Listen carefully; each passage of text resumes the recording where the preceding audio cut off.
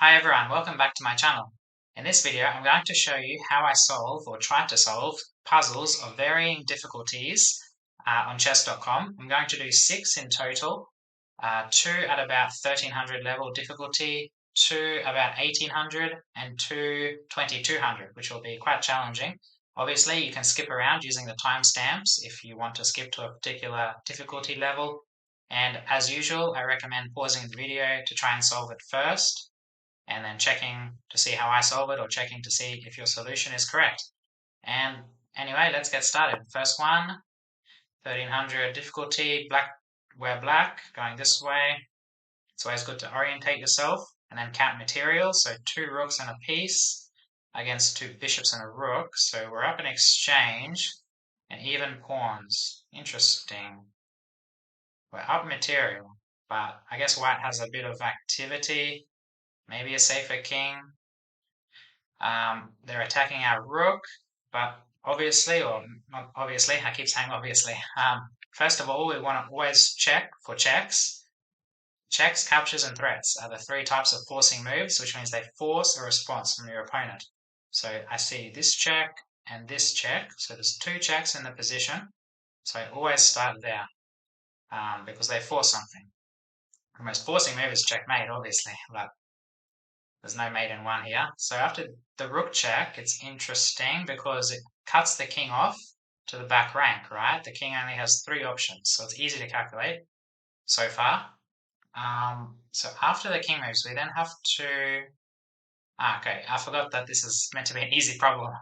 I was looking for forced mating net or something, but I think it's just check and then take the bishop.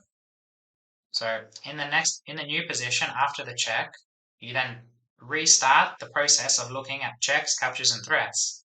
So if the king goes to g1, there's no good check, but then you look at captures, okay, rook takes bishop is a capture, and just wins a piece. So,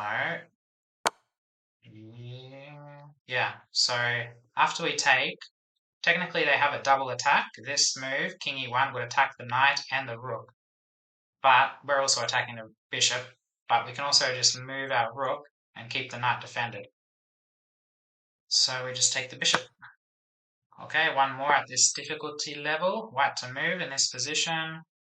Again, we're up material, but they're about to take this knight, which is pinned to our king. So we've got a rook and 3 pieces against 2 rooks and a piece.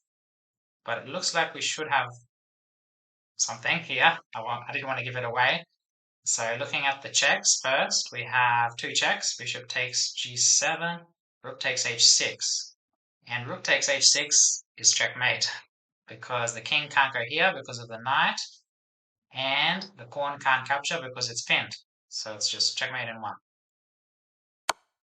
Okay, let's change the difficulty to 1800 or 1750 to 1800.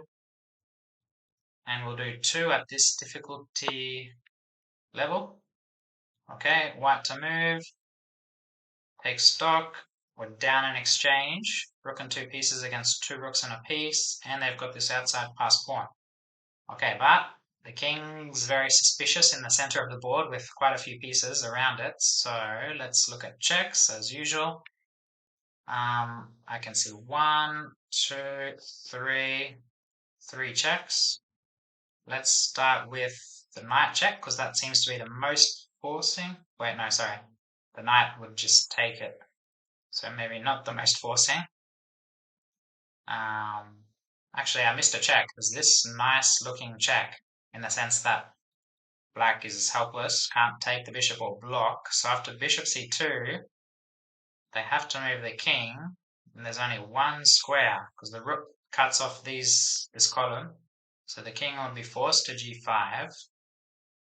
And then again, we look for checks in the new position. We have h4 check, which would force king h5. And then I think knight f4 is checkmate. King's here, the knight cuts off g6, the pawn, which is here, cuts off g5. So mate in 3 basically. Check, check, and checkmate. Okay, 1 more at this difficulty. Black to move, so we're going this way. Always important to orientate yourself. Okay, black to move. So we're down 2 pawns, but this pawn's very close to queening. So I guess the check doesn't really do much, just gives away the rook. So the next, there's no captures and attacks. So checks, captures, or threats. Okay, threats or attacks. In this case, h2 is a threat because it threatens the queen with checkmate. If we say h2, c5, this would be checkmate. Sorry, no, the rook's hanging. Sorry about that. If the rook, we'd have to move the rook back and it would be checkmate. But anyway, we're threatening to queen and win the rook because the rook's undefended. So if h2, they just take the rook.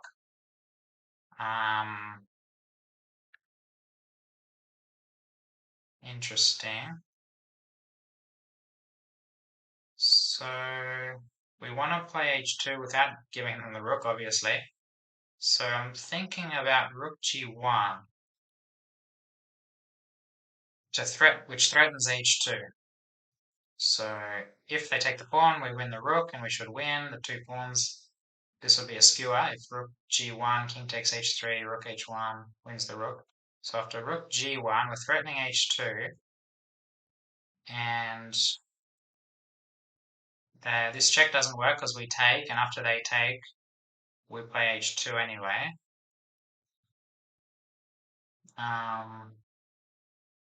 So I think the answer is going to be rook g1. So I'm just checking now for any resources to make sure it's not rook g2, for example. Rook g1 is more natural. Rook's further away from the king. So white would have to... Pushing this pawn doesn't really help. The king's stuck. And I don't see anything. Yeah, we have to go to g1, obviously. If we go to g2, they just take the pawn. We don't have the skewer. So, okay, very nice. These 2 pawns would be strong for white if they were connected and maybe over here, for example. Well, maybe not there because we take one of them immediately, but if they were connected and close to queening, they can actually beat the rook. So you have to be careful of evaluating the final position. Okay, that was the second one, right? So now 2 difficult puzzles. 22, okay, 2150 to 2200. Let's go. Some serious work now required. Okay, white to move. Material, we're down a piece. They've got an extra bishop, but we have an extra pawn, which is right next to the enemy king. So the queen, first thing I noticed, it's a bit random, but the queen is defending checkmate. Queen b7 by us would be checkmate if it wasn't for the queen. So that's one thing to note. Okay, but first checks. I can see 1, 2, 3 checks. Okay, 4, 5. 5 checks. I like rook c7 first. Just one to calculate. Seems the most forcing. With experience, you start to see quickly what the most forcing check is usually. Obviously, there are some weird checks you still don't see that you should, but in this case, I think this is the most forcing because if bishop takes, it's mate in 1, so the bishop can't take. If queen takes, they lose the queen, and we take the queen with check, which is important. So after rook c7, they have to move the king. Can't go here because of the queen. So they have to take the pawn. But then we have rook a1. No, we have just rook b7, queen b7, checkmate. So that's it. This is a bit easy. If this is the answer, it's a bit easy for this difficulty. Yeah. I guess you have to see that the bishop can't take. Otherwise, it looks like you're giving away the 2 rooks for a bishop. But if bishop takes, yeah, we checkmate on b7. Okay, queen takes, now we can take with check, and still checkmate. 2170. Okay. One more. Quick video, well, quickish. Black to move, okay. Queen, rook, bishop against queen, 2 rooks, 2 bishops, so we're down a rook and a bishop. I think we've got an extra pawn.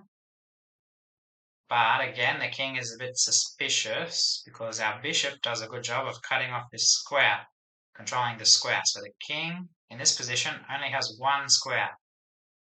So checks in the position. 1, 2, 3. Again, I like rook takes pawn first, the most forcing option. Actually, did I count bishop here? Yeah. No, I didn't. There's also bishop check. But let's start with rook takes g2. If king h1, queen h3 is checkmate. Whoops, bad arrow. So after rook takes, only option is king takes. Then I like queen g4. Again, the bishop does a good job of controlling this square. So after queen g4, the king is forced back to h1 or h2. If h1, queen h3 is checkmate. And if king h2, okay, we have to give another check on g3, and then h3 checkmate. Okay, so all forced, mate in 4. Okay, so it's just a question of, I don't know, calculating checkmate. Check, noticing that f2 is controlled, so this check forces one of 2 moves, and now queen g3 forces king h1, and then queen h3 is checkmate because of the bishop.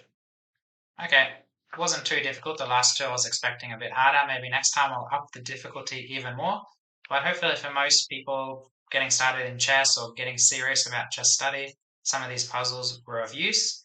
Don't forget to subscribe for more videos like this, and I'll see you in the next one. Bye.